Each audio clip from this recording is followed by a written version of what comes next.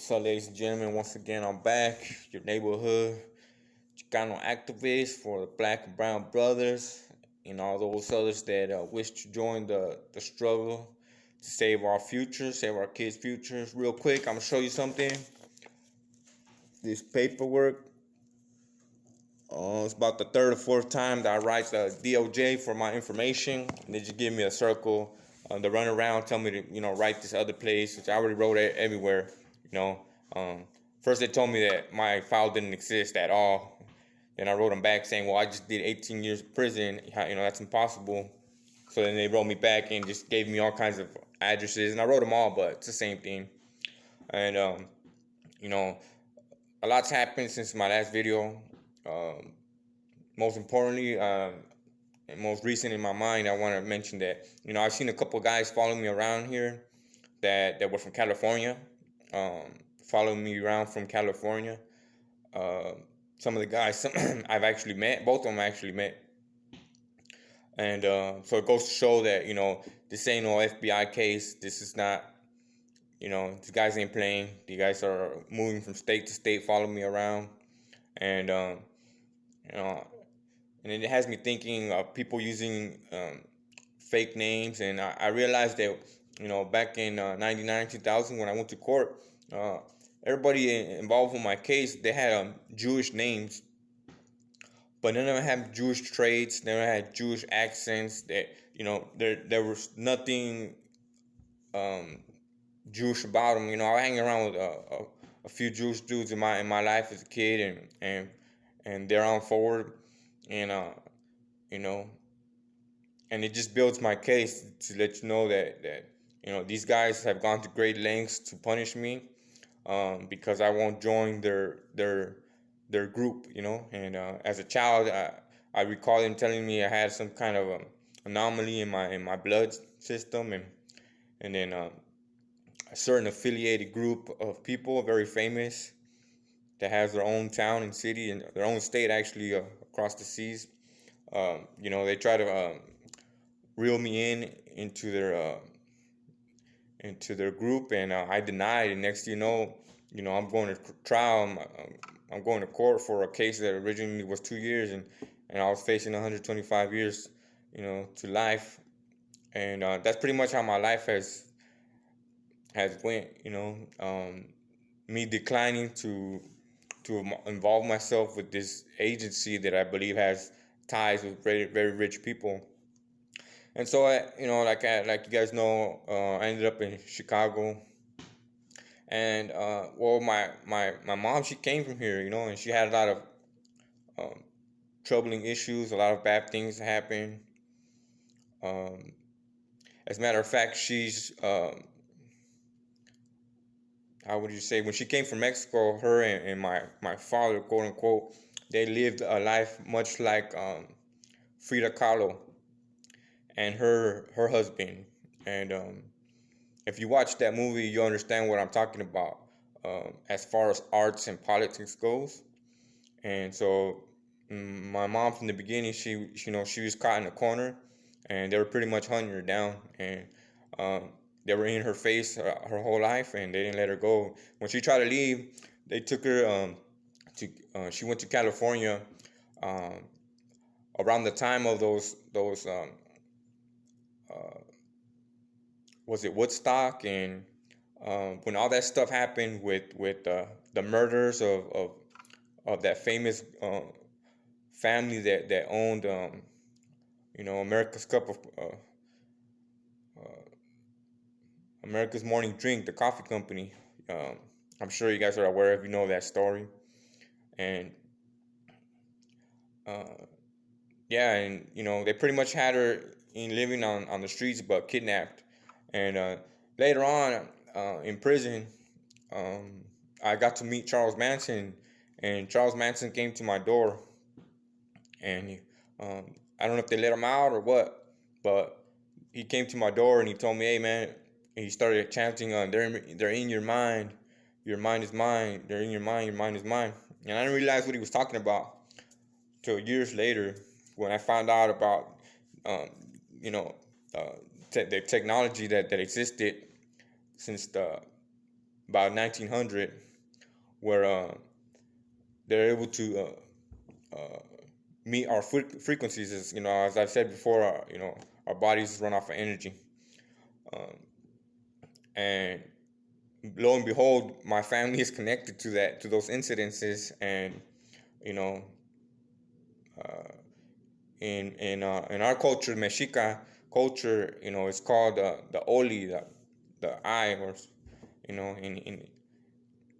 in American culture, they name it by something else that has to do with light, but they stole that from us. That's our thing, and they've just what they've done. They've taken control of our bloodlines to use to their benefit, to use to promote their propaganda. Let's say it like that, and use false words and false storylines to get us hooked, and that's how they take advantage of our children and our women, and force us into to do things that we don't like to do.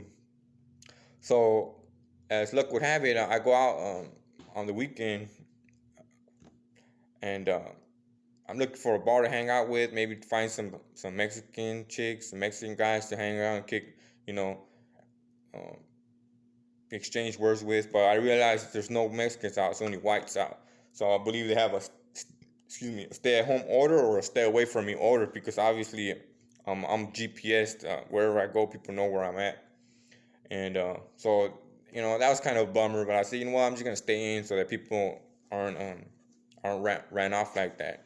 And so I went home. I took a couple strange turns, and um, lo and behold, I end up in this city that has homes that you would imagine in England, or old England. I'm looking around, and uh, they have these hospitals. Those hospitals where you look at it and you could just tell, people are interned there, and for mental health reasons and bad things and experimentation type of stuff is happening. And this city has about a 2 mile radius from the center, approximately. And I start noticing church after church after church. Uh, I would say 10, maybe on the little high side, 15 churches in this small little area. I noticed one elementary school that had a government seal on it that could fit 30 people in there. But I noticed about 8 large hospitals, like full-size hospitals. So these hospitals, they don't look like hospitals, although they have a Catholic title on them. These hospitals look like maybe a CIA office, or maybe scientist offices.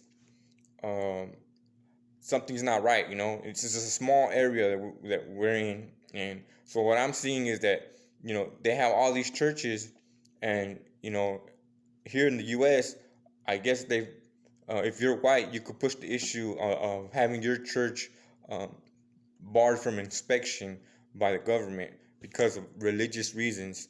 But that gives them carte blanche to do whatever they want on those grounds. And so, with so say we have kids missing from the city. If they take them to these places and they're housing them in these areas because they have a Catholic name on it, now they're hiding under the guise of religion, and we're not able to enter those grounds. Obviously, they've taken a lot of our rights away, but this is the excuse they're using with other cultures, other countries, to bar them to looking into further on what's happening on these grounds. And if you would see the area, it's obvious that something's going on here. They have their own little area. They have stores backed up right to the edge of their city, so they don't anybody that doesn't want to have to leave doesn't have to leave. And most importantly, they have this big hotel. It looks like a fancy ballroom. It's the most fancy, shiniest sign there, and it's called the Drake. Okay, well, if you look up the Drake, um, it actually means underage female, and a newer term for it, which I don't know if it's Pagans or in what culture, what storyline they use it, but they call them Dracos, or Dracos. So if you say it in English, Drake draking underage girls. It sounds like raping underage girls, and this is what these people are known for. You know, they're using the Catholic title, but they have, you know, Mormon beliefs, and uh, I believe they're using these places to house, uh, you know, defenseless kids and possibly people that end up missing, and you know, and this is the city. This is the type of world that we're living in right now. Obviously, um, I have more leeway than the average person because of my situation, and I'm able to go investigate and look into these things. When I was driving up there, I noticed these two girls, baby girls, like 4 years old, just rolling in about 20-degree weather by themselves, nobody around. As I drive up further, I see this man trying to hide in between a crowd of family, and he's looking back, and the crowd shoos him off and tells him he can't come in. He comes back and he wants to cross the street, but he's looking at me with the side of his eye, and you know, I know he knows me. I know him, but he's, you know, on my case, so he doesn't want me to see him, but I see him. So I roll down the window and I tell him hi. And at first he acting like he doesn't look at me. He's not looking at me, like he didn't hear me. And then all of a sudden, out of nowhere, he responded. And so I knew I was in the right area. I knew that stuff was going wrong right there. Um, that dude's a CIA agent. He's hiding from me for a reason. And, you know, just the city has a bad taste to it. You know, if you're experiencing these type of things, if you know, like me, I've been invited to grounds and had women and children offered to me. I don't go that way though, and so I have a lot of experience with these type of things, and I can spot it when I see it, you know, and it's not too far from here, and I just happened upon it. You know, my GPS was trying to take me somewhere else, you know, but obviously my phone is tapped in, so uh, you know, it keeps me away from certain areas. But maybe I should explore more because of it. And yeah, but I have since the last time I posted, I've been writing a lot. You know, I've been posting it on Instagram. My Instagram is Big Lou. My Facebook is Lou West. I post a lot of the stuff that I've written on. Um, a lot about the smuggling that's going on in California, and I'm pretty sure it's coming. It comes across the whole states, but I'm talking about illegal arms. I'm talking about children. I'm talking about our people being shipped over there to Russia and Germany to work illegally, forcefully. I'm talking about people from other countries, specifically Muslim countries, coming here to go to school and not being able to go back. And when they try to go back, you know, they can't tell them that why they can't go back. They have to make up an excuse because we're being watched, you know. And so, you know, I've been doing a lot of research, independent research, trying to contact the UN Council, but they will not let me. I went to a consulate the other day, and it was a farce. The ladies and gentlemen right there were asking me to put it out there and try to get the word out there to their countrymen, and which is really our countrymen because we're from the same bloodline, and we're all people of the sun, and try to get it out there and spread the word. Um, it's a difficult situation we're in, where we're in a military state of mind. You know, people want to keep to themselves because they don't know who's the enemy, who's what, and so uh, you know, we can't listen to what the news says. We got to look around what's happening around us. Can't be scared to talk to each other because that's the only way we're really gonna find stuff out, by communicating with each other. And I'm on non-communication status, so I just do what I can to learn what I can and try to keep the struggle alive. And that's my cut for today, man. Just want to tell you guys that, you know, this ain't over. The struggle continues. I love my raza, my black and brown brothers, and anyone else who wants to join the cause for good and for a better future and to beat the oppression. Thank you very much.